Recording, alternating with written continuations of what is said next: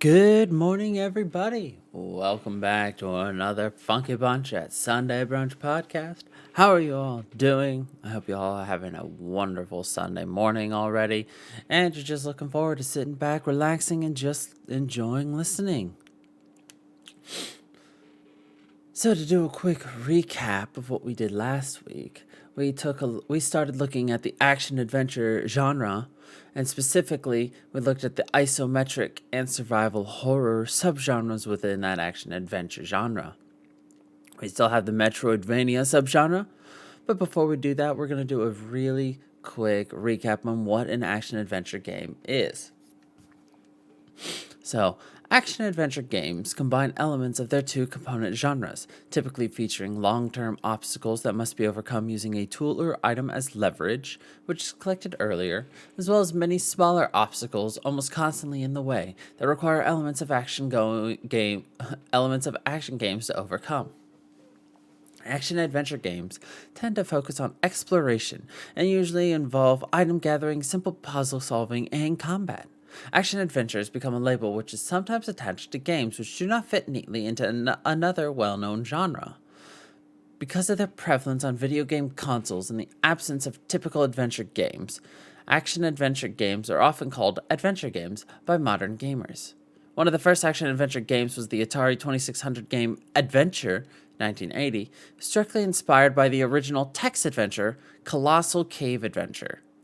In the process of adapting a text game to a console with only a joystick for control, designer Warren Robinett created an action-adventure game by incorporating action arcade game elements. The action-adventure later became an established genre with Shigeru Miyamoto's The Legend of Zelda, 1986, which became a success due to how it combined elements from different genres to create a compelling hybrid, including exploration, transport puzzles, adventure-style inventory puzzles, an action component, a monetary system, and simplified RPG-style level building without the experience points. The game was also an early example of open-world, non-linear gameplay and introduced innovations like saving on battery backup. It became one of the most influential games of the 8-bit era, inspiring action-adventure games like Metroid and RPGs like Final Fantasy. Zelda has since remained the most prolific action-adventure game series through to the present day. So yeah, nice quick recap on what exactly an action-adventure is. I'm sure you guys are now caught up and completely understand it. But now we're going to jump into a very particular subgenre of the action adventure, and that is the Metroidvania. Metroidvania is a subgenre of action adventure video games. This term is portmanteau. I do not know this word. What does this word mean? Let's look up words as we go, shall we? Portmanteau is a blend of words in which parts of multiple words are combined into a new word, such as smog, which is smoke and fog, or motel, which is motor and hotel. Huh. Okay. I don't think I'm pronouncing it right, but portmanteau. Portmanteau? I don't know. It is a combination of the game series Metroid and Castlevania. Metroidvania games use game designs and mechanics that are similar to games from these two series.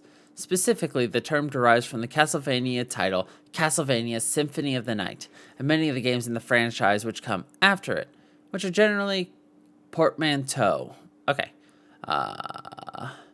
Which are generally considered to contain certain aspects of gameplay comparable to that of the Metroid series of games. As such, the term is used to invoke gameplay concepts and mechanics similar to that of those two series. Koji Igarashi, the assistant director for Castlevania Symphony of the Night, is credited with establishing key principles of Metroidvanias through his work on other Castlevania games. Metroidvania games feature a long, interconnected world map that the player can explore, though access to parts of the world is limited by doors and other obstacles that can only be passed once the player has acquired special items, tools, weapons, or abilities within the game. Acquiring such improvements can also aid the player in defeating more difficult enemies and locate shortcuts in secret areas, and often include retracing one's steps across the map. Through this, Metroidvania games include tighter integration of story and level design, careful design of levels, and character controls to encourage exploration and experimentation, and a means for the player to become more invested in their player character. Metroidvania games typically are side-scrolling platformers, but can also include other genre types. Though popularized on consoles during the 1990s, the genre saw a resurgence starting in the 2000s due to a number of critically praised, independently developed games. So, while not the first of its kind, Metroid 1986 is generally considered the most influential game in the Metroidvania genre. Nintendo's goal for the title was to create a non-linear adventure game to set it apart from other games at the time, requiring the player to retrace their steps while providing permanent power-ups, in contrast to how other adventure games only offer power-ups with temporary effects. The series was popular, and future titles refined the exploration approach while adding more story elements to the title, such as with Super Metroid in 1994. During this time, the gothic horror-themed platformer series Castlevania was gaining popularity. The original Castlevania in 1986 featured discrete levels that the player completed in a sequential manner. It was followed by Vampire Killer in 1986 and Castlevania II: Simon's Quest 1987, which experimented with non-linear adventure gameplay, before the series returned to the more linear style of the original Castlevania. Series lead Koji Igarashi found that as they continued to produce sequels to cater to fans of the series, experienced players would race through the levels, while new players in the series would struggle with some stages. Try to make it a little... to try to make a title that would be more widely appreciated across play levels and extend the gameplay time of the title, Igarashi and others on his team looked at the ideas used by the Legend of Zelda series during the development of Castlevania Symphony of the Night, 1997. Such ideas included a large open world to explore, the need to acquire key items to enter certain areas, and the ability to improve the player character as one would in console role-playing games. The change proved popular with players, and subsequent games in the series would follow this formula. With the releases of Super Metroid and Castlevania Symphony of the Night, the formula these games presented would form the foundations of what are considered Metroidvanias today. Castlevania Symphony of the Night had also become a critical and financial success over the time, establishing that there was a desire by players for Metroidvania-style games. While both series continued to develop titles in this format, the concept of Metroidvania started to gain more traction when other parties began to develop games in the same style. Cave Story, 2004, was developed by Daisuke Amaya as a homage to Metroid and other classic games. The game was critically praised, showing the scope of what one person could do, and highlighted another take on the Castlevania and Metroid games, as well as revitalizing the 2D platform genre as a viable indie game format. Shadow Complex 2009 by Chair Entertainment was developed based on the premise that Super Metroid was the pinnacle of 2D game design. The game received highly positive reviews and remains one of the best-selling downloadable titles on the Xbox 360.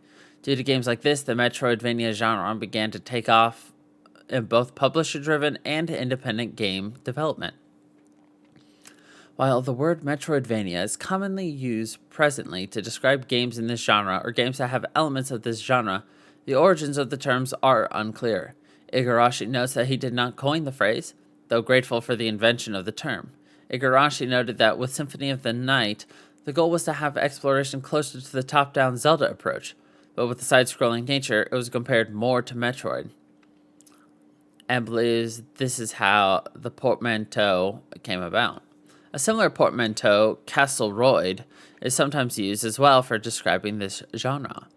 Video game journalist Jeremy Parrish, who manages the Metroidvania.com site that has attempted to catalog all known Metroidvania games, acknowledges that he helped popularize the term, but he had learned it from a coworker at OneUp.com, Scott Sharkey, who had used the term to describe the games in the Castlevania series that had adopted some elements from the Metroid series. Isn't that weird where it's just like there's a word that everybody uses, but like nobody can pin down who said it first, who coined the phrase, who created like anything? Like, I find that amazing. That is just words just sometimes come into existence and nobody knows where or why or how. I like it. It's just funny to me. The term Metroidvania is most often used to refer to a platforming game that features a single large interconnected map, generally with discrete rooms or sections. Not all areas of this map are available at the start, though. These games often require the player to obtain an item, such as a weapon or a key, or a new character ability to remove some obstacles blocking the path forward. Often, this item is protected by a boss character, providing story-driven challenges throughout the game. Maps are non-linear, and often require the player to traverse the map multiple times during the course of the game.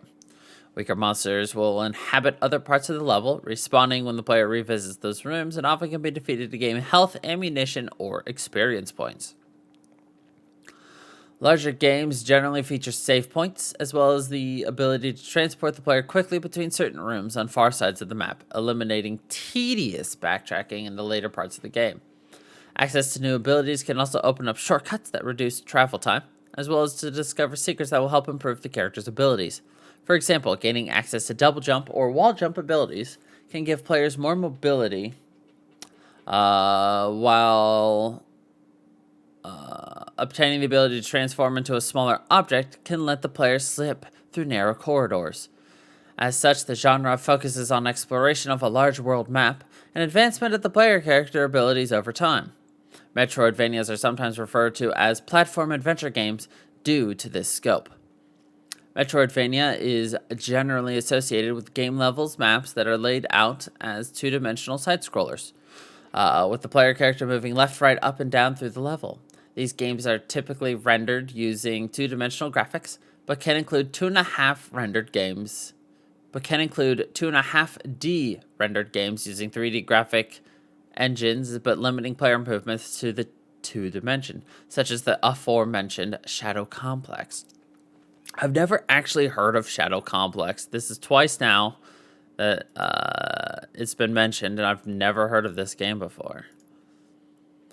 So, Shadow Complex.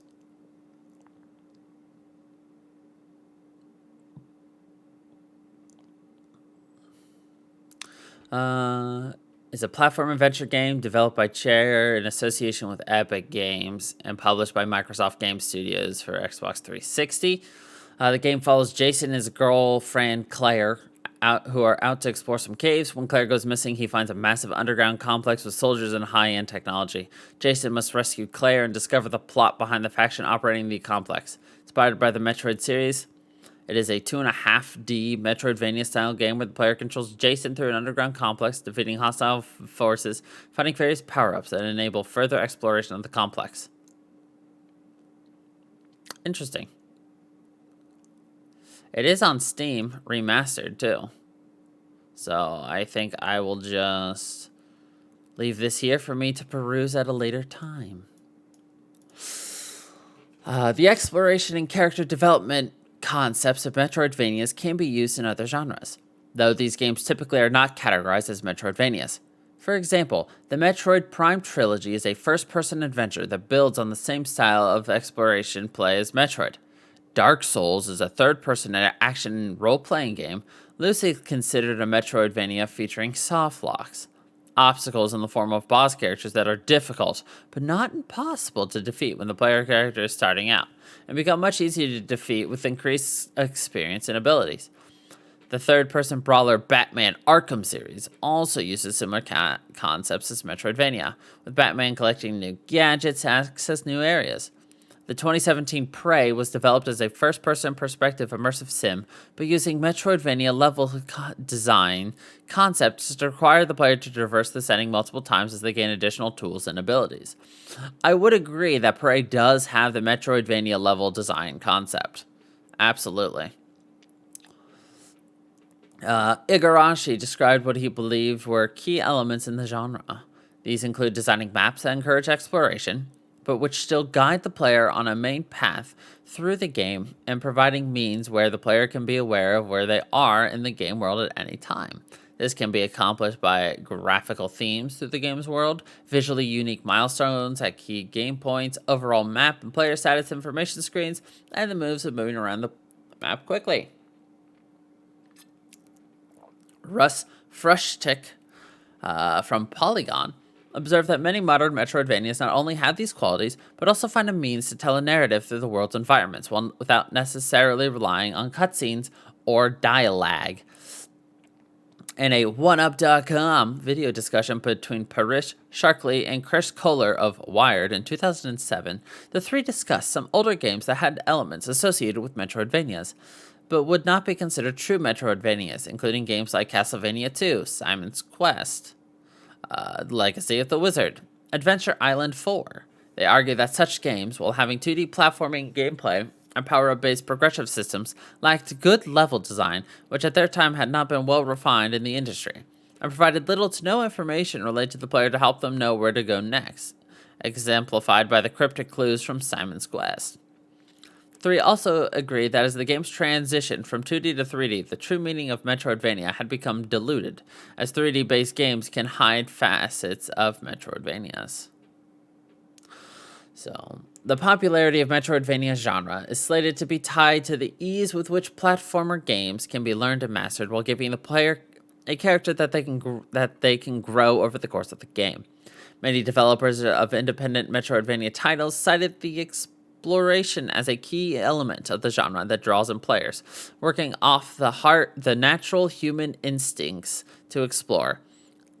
So my need to just find everything as possible is just a natural human instinct. Good to know. And giving the players the sense of discovery and self-control during the game. Donald Mustard of Chair Entertainment, the creators of Shadow Complex, stated that a good Metroidvania helps the player come to epiphanies that enables them to progress in the game. Describing an example of a ledge that is initially too high to reach, and as the player acquires abilities, will discover that they can now reach that ledge on their own. From a developer standpoint, the Metroidvania genre provides benefits to the developer. The genre includes tight connection. The genre encourages tight connection between level design and game story, and can give developers opportunities to create an immersive world for the player. Level design of such games can also be challenging, as to make sure the challenge to the players of the game is fair and enjoyable.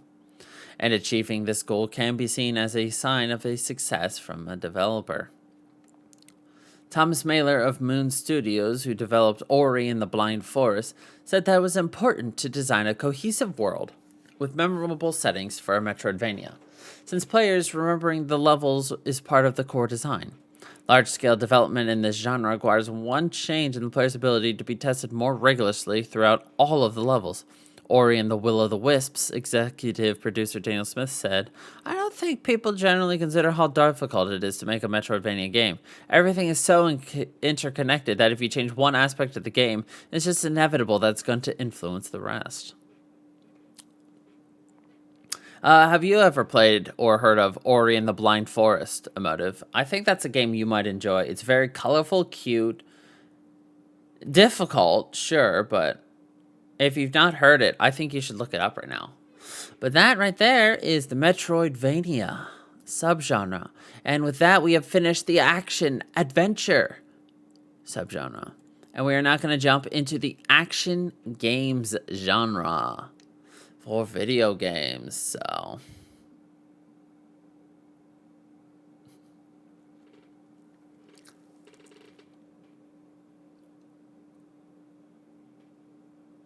I've never met a platformer that I've actually found to be too hard in terms of if I just didn't keep attempting it, I would learn it. Like, I've never thought anything was like an unfair hardness. I was just always like, yeah, I could learn this. Just keep it up. I could learn it easily. Well, not easily. It'd be a struggle. I did grow up on platformers, yes. But, like, another good example is the fact that I beat all of the Dark Souls and Bloodborne. the notorious games that make people rage quit, and their only clues on how to beat levels is to get good. I mean, I was able to do those, and those were completely out of my element. I mean, all I had to do was just keep bashing my head against the same enemies until I learned how to do it. And those are notoriously more difficult, so. Anyway, an adventure game. So, let's look at the adventure game genre now. So, an adventure game is a video game in which the player assumes the role of a protagonist in an interactive story driven by exploration and puzzle solving. The genre's focus on story allows it to draw heavily from other narrative-based media, literature, and film, encompassing a wide variety of literary genres. Many adventure games, text and graphic, are designed for a single player, since this emphasis on story and character makes multiplayer design difficult. Colossal Cave Adventure is identified as the first such adventure game, first released in 1976. While other notable adventure games include Zork, King's Quest, The Secret of Monkey Island, and Myst. That's Myst with a Y, not an I. Initial adventure games developed in the 1970s and early 1980s were text-based, using text parsers to translate the player's input into commands. As personal computers became more powerful with better graphics, the graphic adventure game format became popular, initially by augmenting player text commands with graphics, but soon moving towards point-and-click interfaces. Further computer advances led to adventure games with more immersive graphics using real-time or pre-rendered three-dimensional scenes or FMV, full motion video, taken from the third or first-person perspective. For markets in the Western Hemisphere, the genre's popularity peaked during the late 1980s to mid-1990s, when many considered it to be among the first technically advanced genres. But it had become a niche genre in the early 2000s due to the popularity of first-person shooters, and it became difficult for developers to find publishers to support adventure game ventures. Since then, a resurgence in the genre has occurred, spurred on by the success of independent video game development, particularly from crowdfunding efforts, from the wide availability of digital distribution enabling episodic approaches, and from the proliferation of new gaming platforms, including portable consoles and mobile devices. The Walking Dead by Telltale Games is considered to be the key title which rejuvenated the genre. That is a highly questioned response, though.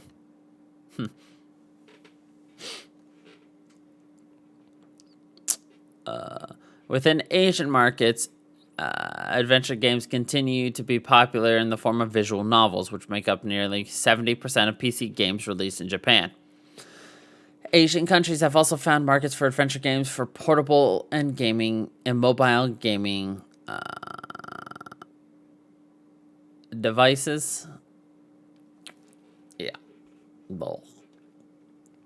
So, the term adventure game originated from the 1970s text computer game Colossal Cave Adventure, which often is referred to simply as adventure, which pioneered a style of gameplay which many developers imitated and which became a genre on its own right. The video game genre is therefore defined by its gameplay, unlike the literary genre, which is defined by the subject it addresses, the activity of adventure. Essential elements of the genre include storytelling, exploration, and puzzle solving. Amaric Braunstring has characterized adventure games as puzzles embedded in a narrative framework. Such games may involve narrative content that the player unlocks piece by piece over time. While the puzzles that the player encounters through the story can be arbitrary, those that do not pull the player out of the narrative are considered examples of good design. Combat and action challenges are limited or absent in adventure games. This distinguishes them from action games. In the book Andrew Rawlings and Ernest Adams on Game Design, the authors state that this reduced emphasis on combat doesn't mean that there is no conflict in adventure games, only that combat is not the primary activity. Some adventure games will include a minigame from another video game genre, which adventure game purists do not always appreciate. Hybrid action-adventure games blend action and adventure games throughout the game experience, incorporating more physical challenges than pure adventure games and a faster pace. The definition is hard to apply, however, with some debate among designers about which games classify as action games and which involve enough non-physical challenges to be considered action adventures.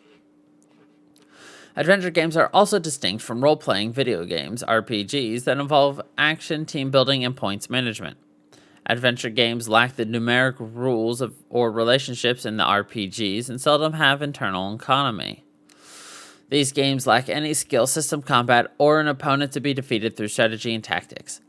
However, some hybrid games exist where role-playing games with strong narrative and puzzle elements are considered an RPG adventure. Finally, adventure games are classified separately from puzzle video games. Although an adventure game may involve puzzle solving, adventure games typically involve a player-controlled avatar and an interactive story. So, game design. It's really weird. Like, just trying to think back. What truly is an adventure game? You're like, an adventure game. That's where you go on an adventure. But it's not a platformer. It doesn't have combat. Like, they're talking about the Walking Dead Telltale games. Is that an action game? I mean, as we go through this, we'll probably be like, that makes sense. But right now I'm just sitting here like, what's an adventure game? Alright, so puzzle solving. Adventure games contain a variety of puzzles, decoding messages, finding and using items, opening locked doors, or finding and exploring new locations. Solving a puzzle will unlock access to new areas in the game world and reveal more of the game's story. Logic puzzles, where mechanical devices are designed with abstract interfaces to test a player's destructive reasoning skills, are common. Some puzzles are criticized for the obscurity of their solutions. For example, the combination of a clothesline clamp and deflated rubber duck used to gather a key stuck between the subway tracks in The Longest Journey, which exists outside of the game's narrative and serves only as an obstacle to the player. Others have been criticized for requiring players to blindly guess, either by clicking on the right pixel or by guessing the right verb in games that use text interface. Games that require players to navigate mazes have also become less popular, although the earliest text-adventure games usually required players to draw a map if they wanted to navigate the abstract space. I do know that the earliest adventure games had glaring defects. There was one which, what is that game called?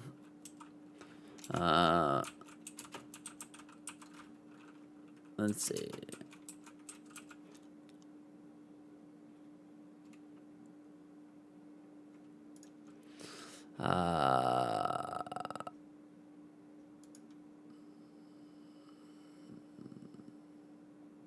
So in the game, The Hitchhiker's Guide to the Galaxy adventure game.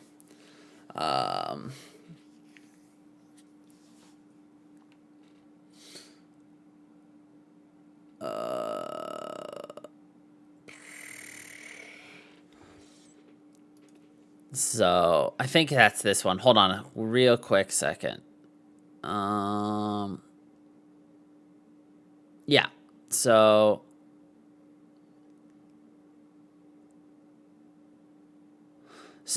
in The Hitchhiker's Guide to the Galaxy, it's a text-based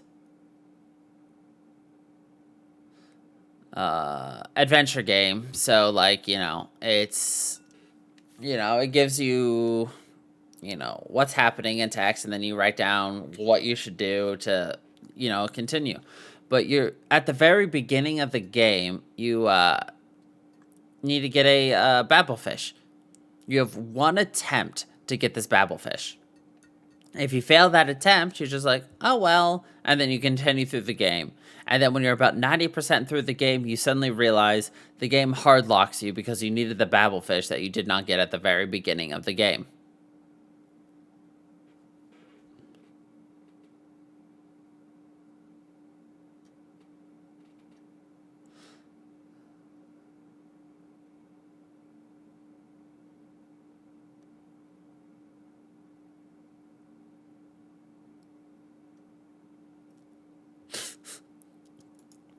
So, adventure games are notoriously difficult that are just, they're early adventure games are notoriously difficult just for that. So, all right, so gathering and using items.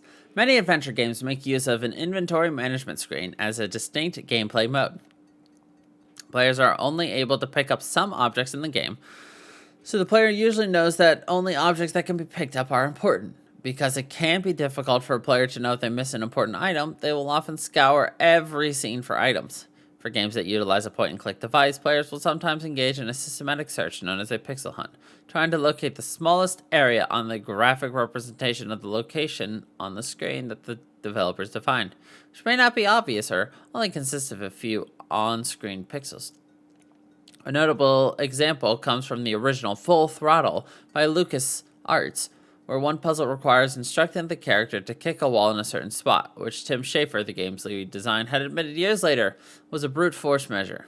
In remastering the game, Schafer and his team at Double Fine made the puzzle solution more obvious. More recent adventure games try to avoid pixel hunts by highlighting the item or by snapping the player's cursor to the item. Many puzzles in these games involve gathering and using items from their inventory. Players must apply lateral thinking techniques where they apply real-world extrinsic knowledge about objects in unexpected ways. For example, by putting a deflated inner tube on a cactus to create a slingshot, which requires a player to realize that an inner tube is stretchy. They may need to carry items in their inventory for a long duration before they prove useful. And thus, it is normal for adventure games to test a player's memory, where a challenge can only be overcome by recalling a piece of information from earlier in the game. There's seldom any time pressure for these puzzles, focusing more on the player's ability to reason out, rather than quick thinking. Story, setting, and themes. Adventure games are single-player experiences that are largely story-driven. More than any other genre, adventure games depend upon their story and setting to create a compelling single-player experience. They're typically set in an immersive environment, often a fantasy world, and try to vary the setting from chapter to chapter to add novelty and interest to the experience. Comedy is a common theme, and games often script comedic responses when players attempt actions or combinations that are ridiculous or impossible. Since adventure games are driven by storytelling, character development usually follows literary conventions of personal and emotional growth rather than new powers or abilities that affected gameplay. The player often embarks upon a quest or is required to unravel a mystery or situation about which little is known. These types of mysterious stories allow designers to get around what Ernest W. Adams calls the problem of amnesia, where the player controls the protagonist but starts the game without their knowledge and experience. Story events typically unfold as the player completes new challenges or puzzles, but in order to make such storytelling less mechanical, new elements in the story may also be triggered by player movement. I mean, emotive, here's the thing. Yeah, point-and-click adventures are fairly difficult, especially if it happens to be an older one, because, well, older ones had less to work with, so it's a lot harder to find the things, and it's not necessarily how I would be thinking to solve problems, It's one of those, the solution's probably pretty obvious once you know what it is, and you slap yourself for being like, why am I such dumb? When all I obviously had to do was just do X, Y, and Z, which, obviously you'd do X, Y, and Z because you would do X and Y naturally. And then Z is the natural, a result of doing X and Y. But it's weird, I mean, hey, just keep at it. Every game is beatable. It's just sometimes you just got to put in hours to get to that point. Dialogue and conversation trees. Adventure games have strong storylines with significant dialogue, and sometimes make effective use of a recorded dialogue or narration from voice actors. This genre of game is known for representing dialogue as a conversation tree. Oh gosh. Players are able to engage a NPC by choosing a line of pre-written dialogue from a menu, which triggers a response from the game character. These conversations are often designed as a tree structure, with players deciding between each branch of dialogue to pursue. However, there are always a finite number of branches to pursue, and some adventure games devolve into selecting each option one by one. Conversing with characters can reveal clues about how to solve puzzles, including hints about what that character wanted before they would cooperate with the player. Other conversations have far-reaching consequences, deciding to disclose a valuable secret that has been entrusted to the player. Characters may also be convinced to reveal their secrets, either through conversation or by giving them something that would benefit them. Goals, success, and failure. The primary goal in adventure games is the completion of the assigned quest. Early adventure games often had high scores, and some, including Zork and some of its sequels, assigned the player a rank, a text description based on their score. High scores provide the player with a secondary goal and serves as an indicator of progression. While high scores are now less common, external reward systems such as Xbox Live achievements perform a similar role. The primary failure condition on adventure games, inherited from more action-oriented games, is usually the player's death. Without the clearly identified enemies of other genres, its inclusion in adventure games is controversial, and many developers now either avoid it or take extra steps to foreshadow death. Some early adventure games trap the players in unwinnable situations without ending the game. Infocom's text adventure, The Hitchhiker's Guide to the Galaxy, has been criticized for a scenario where failing to pick up a pile of junk mail at the very beginning of the game prevented the player, much later, from completing the game. Yeah, that junk mail is required to get the babblefish. So if you don't get the junk mail, you can't get the babblefish. If you can't get the babblefish, you can't beat the game. So you have to carry junk mail from the beginning of the game to the babblefish, which is at the middle of the game, and then a little bit after the babblefish is the part where you need the babblefish, and you don't got the babblefish because you didn't get the junk mail. Then you can't get the then you're hard locked. You can't do anything.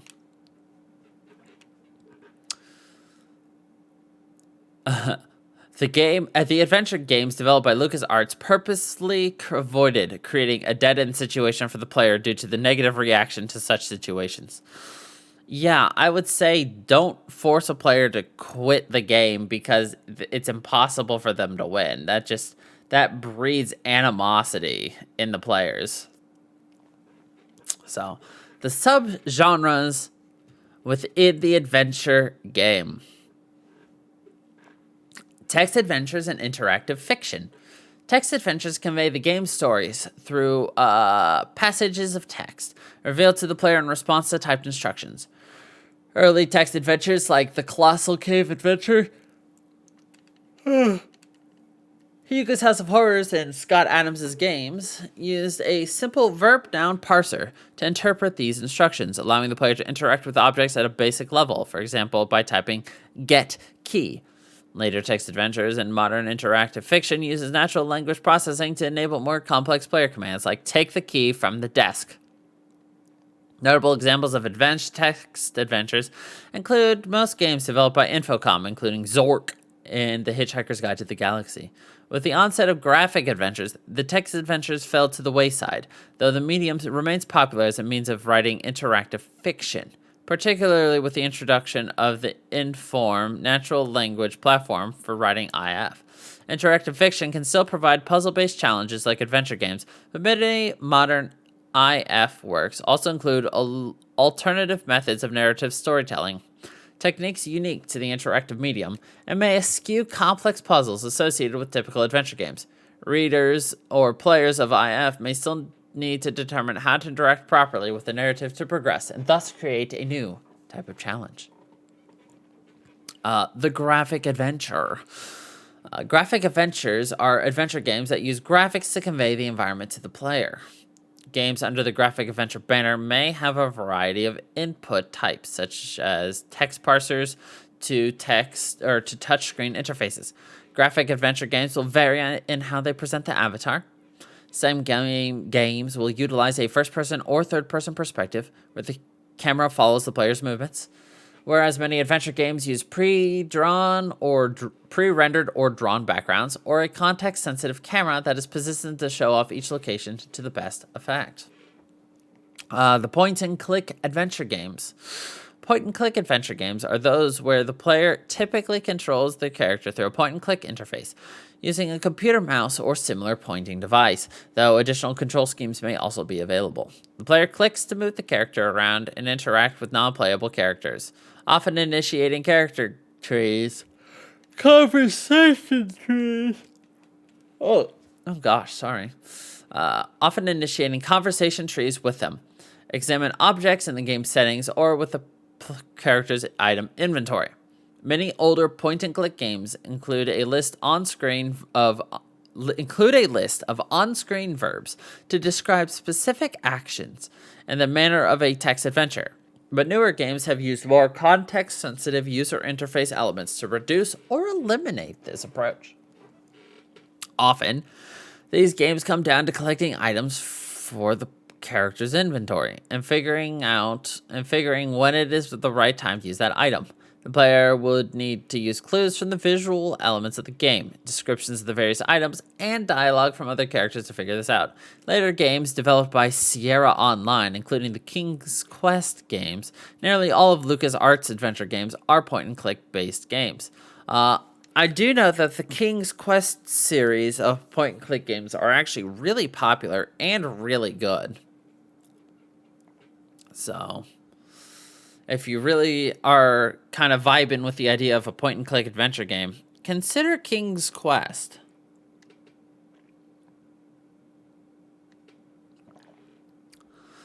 Escape the Room games.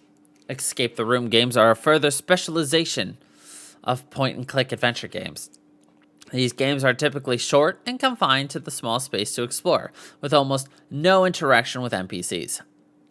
Most games of this type require the player to figure out how to escape a room using the limited resources within it and through the solving of logic puzzles. Other variants include games that require the players to manipulate a complex object to achieve a certain end in the fashion of a puzzle box. These games are often delivered in an Adobe Flash format, which is now dead, and are also popular on mobile devices. The genre is notable for inspiring real-world escape room challenges. Examples of the subgenre include MOTAS, Mysteries of Time and Space, The Crimson Room, and The Room. Puzzle adventure games. Puzzle adventure games are adventure games that put a strong emphasis on logic puzzles. They typically emphasize self-contained puzzle challenges with logic puzzle toys or games. Completing each puzzle opens more of the game's world to explore, additional puzzles to solve, and can expand on the game's story. There are often few to none non-playable characters in such games, and lack the type of inventory puzzles that typical point-and-click adventure games have. Puzzle adventure games were popularized by Myst and The Seventh Guest. These both used mixed media consisting of pre-rendered images and movie clips, but since then, puzzle adventure games have taken on modern engines to present the games in full 3D settings, such as the Talos Principle. Myst itself has been recreated in such a fashion in the title Real Myst. Other puzzle adventure games are casual adventure games made up of a series of puzzles used to explore and progress the story, exemplified by The Witness and the Professor Layton series of games. You may also enjoy The Witness, Emotive. That's a fun little puzzle game. Very pretty to look at, nice and story, whatever. Narrative adventure games. Narrative adventure games are those that allow for branching narrative, with choices made by the player influencing events throughout the game. While these choices do not usually alter the overall direction, I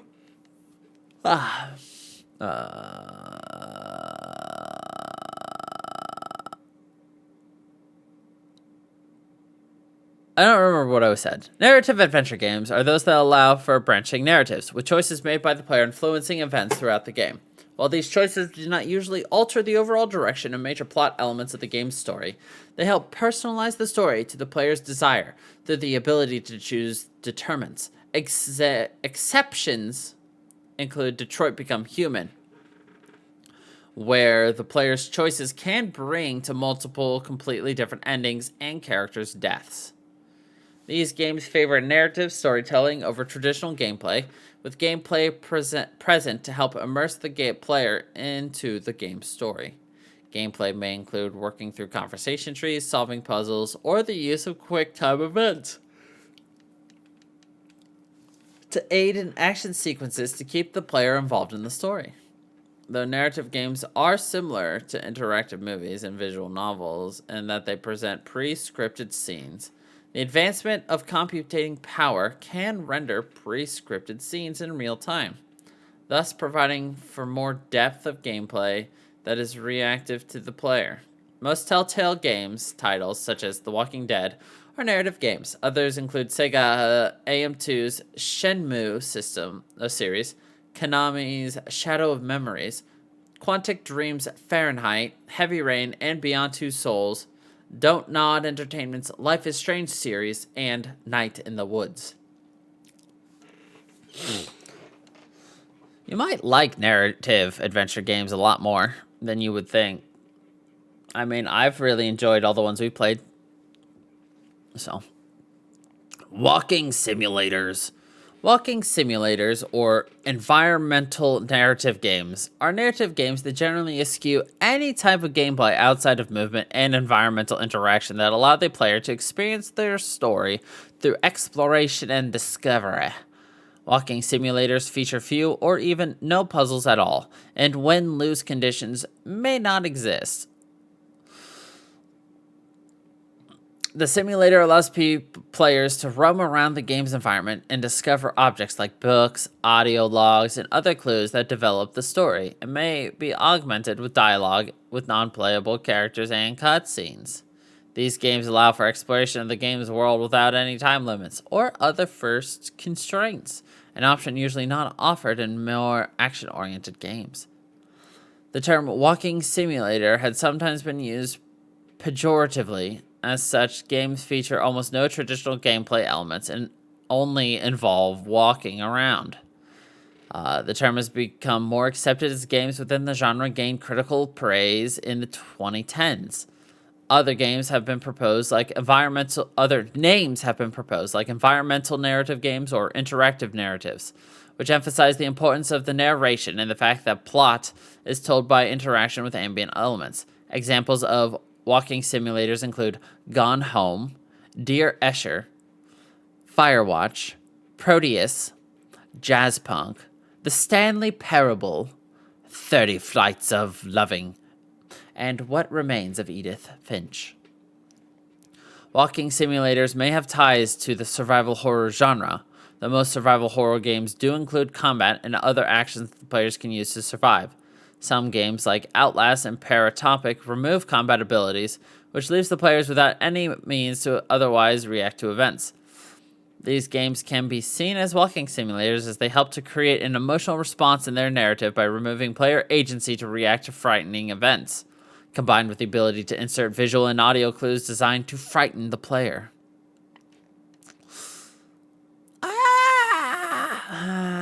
I don't know. I wouldn't call Outlast a walking simulator.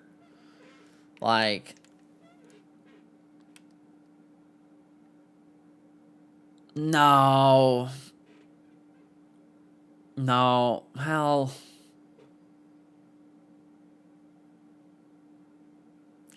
If you look at Stanley Parable, I'm comparing it exactly to Stanley Parable. Running, jumping, opening doors, interacting with keypads and things. The only difference is that in Outlast, you can use a camera. Fuck, it is a walking simulator. Oh, man. That's funny, though. Well, you can run. The walking simulator genre is primarily one taken up by independent video game development. However, some AAA examples have started to show trends towards walking simulator. Assassin's Creed Origins and Assassin's Creed Odyssey include a discovery mode that eliminates the game's combat and allows the player to explore the recreations of ancient Egypt and ancient Greece, respectively. Death Stranding, while having several action game-related elements, is also considered one of the first major walking simulator-type games that many players will experience for the first time. I know people make fun of Death Stranding for just being a huge slog because you do a lot of walking, but are we just considering the fact that you do a lot of walking in a game a walking simulator? Because if that's what people are trying to say is part of a walking simulator, I'm a bit hesitant on that.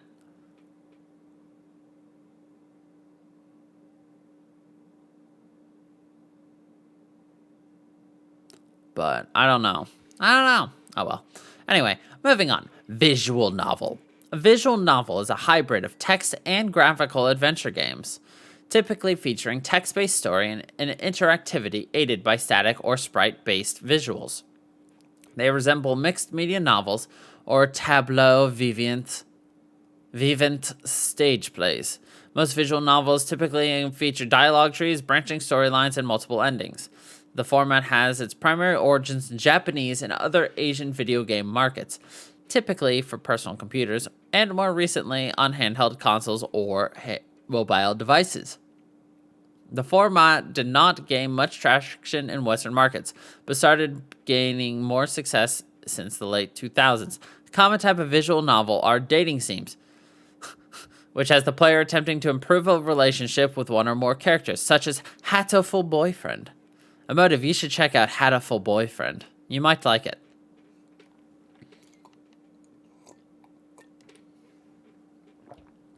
Interactive movies. Some adventure games have been presented as interactive movies. Yes, the bird dating simulator. These are games where most of the graphics are either fully pre-rendered or use full motion video from live actors on the set.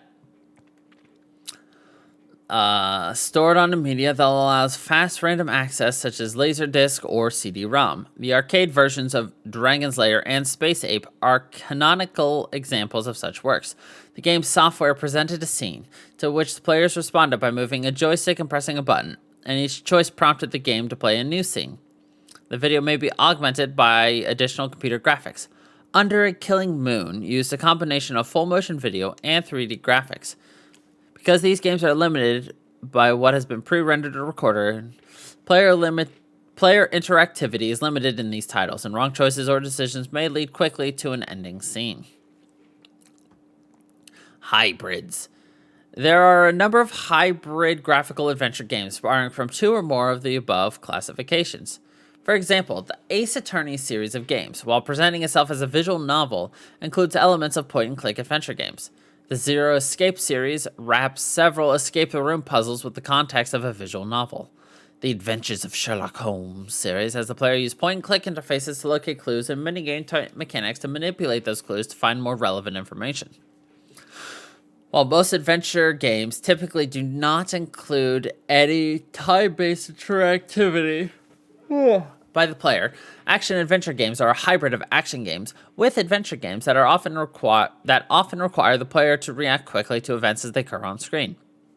The action-adventure genre is broad, spanning many different subgenres, but typically these games utilize strong storytelling and puzzle-solving mechanics of adventure games among the action-oriented gameplay concepts. The foremost title in this genre was Adventure, a graphic home console developed based on the text-adventure Colossal Cave Adventure, while the first Legend of Zelda brought the action-adventure concept to a broader audience.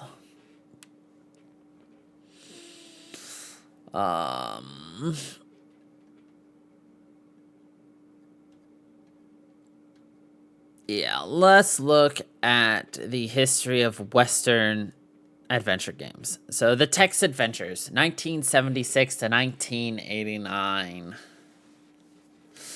The origins of text-adventure games is difficult to trace, as records of computing around the 1970s were not well documented.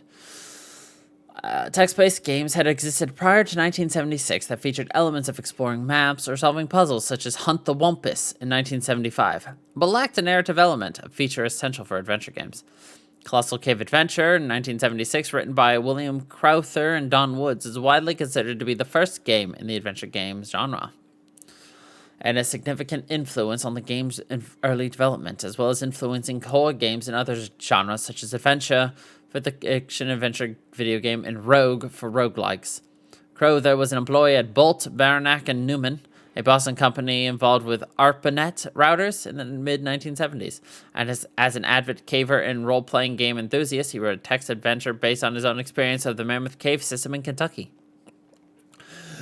The program, which he named Adventure, was written on the company's PDB-10 and used 300 kilobytes of memory. The program was disseminated through ARPANET, which led to Woods, working at Stanford Artificial Intelligence Laboratory at Stanford at the time, to modify and expand the game, which eventually became Colossal Game Adventure. Colossal Game Adventure set concepts and gameplay approaches that became staples of text adventures and interactive fiction. Following its release on ARPANET, numerous variations of Colossal Game Adventure appeared throughout the late 1970s and early 1980s, and some of these later versions being rechristened Colossal Adventure or Colossal Caves. These variations were enabled by the increase in microcomputing that allowed programs to work on home computers rather than mainframe systems. The genre gained commercial success with titles designed for home computers. Scott Adams launched Adventure International to publish text adventures, including an adaptation of Colossal Cave Adventure, while a number of MIT students formed Infocom to bring their game Zork from mainframe to home computers, and was a commercial success. Other companies in this field include Level 9 Computing, Magnetic Scrolls, and Melbourne House. I've heard of Melbourne House. While personal computers gained the ability to display graphics, text adventure genre began to wane, and by 1990 there were few, if any, commercial releases, though in the UK, publisher Zenobia released many games that could be purchased via mail during the first half of the 90s. Non-commercial text adventure games have been developed for many years with the genre of interactive fiction. Games are also being developed using the older term text adventure with Adventuron, alongside some published title for older 8-bit and 16-bit machines.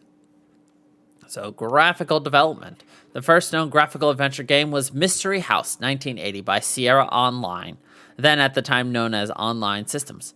Designed by the company's co-founder Roberta Williams and programmed with the help of her husband Ken. The game featured static vector graphics atop a simple command line interface, all building the text adventure model. Roberta was directly inspired by Colossal Cave Adventure, as well as the text adventure games that followed from it. Sierra continued to produce similar games under the title High-Res Adventure. Vector graphics gave way to bitmap graphics, which also enabled for simple animations to show the player character moving in response to typed commands. Here, Sierra's King Quest, though not the first game of its type, is recognized as a commercially successful graphical adventure game, enabling Sierra to expand on more titles. Other early games include Koei's Danchi Suma no Yuwaka, Sherwood Forest, Yuji Hoри's Portopia Serial Murder Case, The Return of Heracles,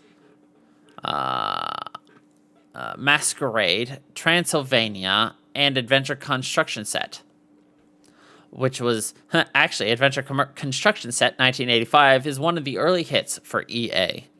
As computers gained the ability to use pointing devices and point-and-click interfaces, graphical adventure games moved away from the text interface and simply provided appropriate commands the players could interact with on screen.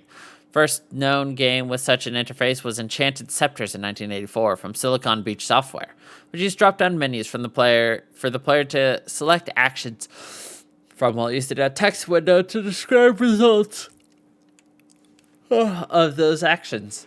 In 1985, ICOM Simulations released Deja Vu, the first of its Mac Venture series, utilized a more complete point-and-click interface, including the ability to drag objects around on the current player's inventory, which became a staple of LucasArts' own adventure games and in the genre overall. Point-and-click system also worked well for game consoles with games like Chunsoft's Portopia Serial Murder Case and Square's Suishino Dragon, both on the NES using controller input instead of text-based actions. Basically, it's just the decline after this, and then kind of like the rebirth with new platforms and everything from 2005 on. We'll look at the new platforms and rebirth because that's a bit more interesting and everything. Following the demise of the adventure genre in the early 2000s, a number of events have occurred that have led to the revitalization of the adventure game genre as commercially viable, the introduction of new computing and gaming hardware and software delivery formats, and the use of crowdfunding as a means of achieving funding. The 2000s saw the growth of digital distribution and the arrival of smartphones and tablet computers. With touchscreen interfaces well suited to point-and-click adventure games, the introduction of larger and more powerful touchscreen devices like the iPad allowed for more detailed graphics, more precise controls, and a better sense of immersion and interactivity compared to personal computer or console versions.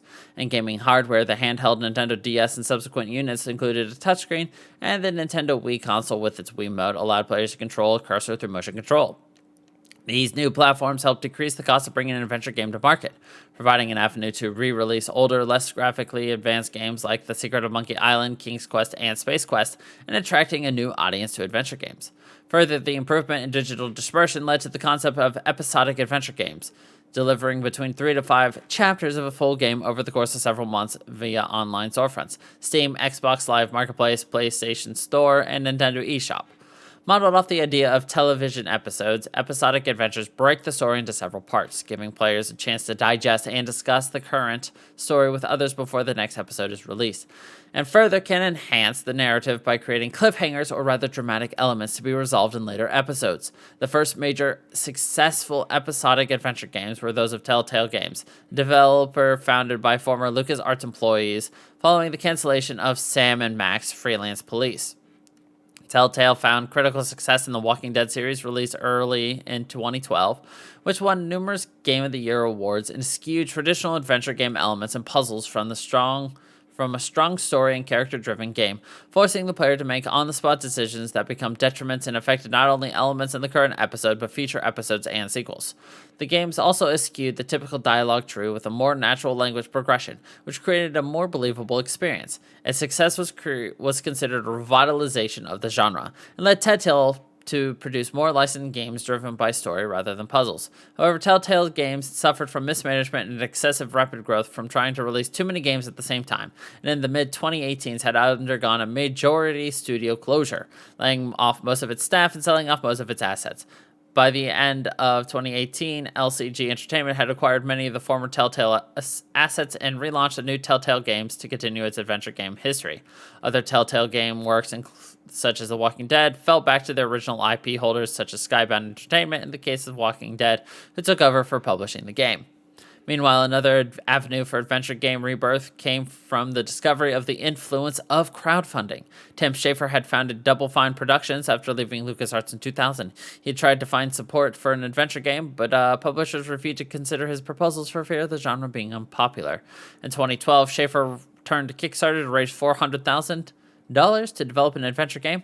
The month-long campaign ended with $3.4 million raised, making it, at the time, one of the largest Kickstarter projects, enabling Double Fine to expand the scope of their project and complete the game as Broken Age, released over 2 parts in 2014 and 2015. This success led many other developers to consider the crowdfunding approach, including those in the adventure game genre who saw the Double Fine Kickstarter as a sign that players wanted adventure games.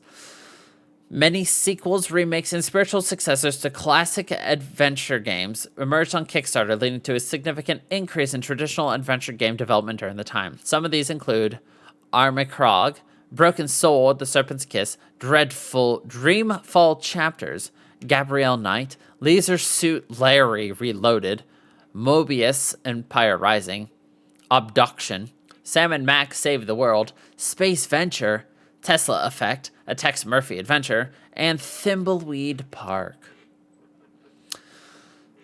Well, there we go. That was a mouthful for me. Let's see. So we're going to have a lot of We're gonna have a lot of stuff to talk about next week. So we've got like the interactive fiction, we've got the graphic adventure, we've got the non-linear gameplay, we've got visual novels, interactive movies, and real-time 3D, which will probably fly through all next week.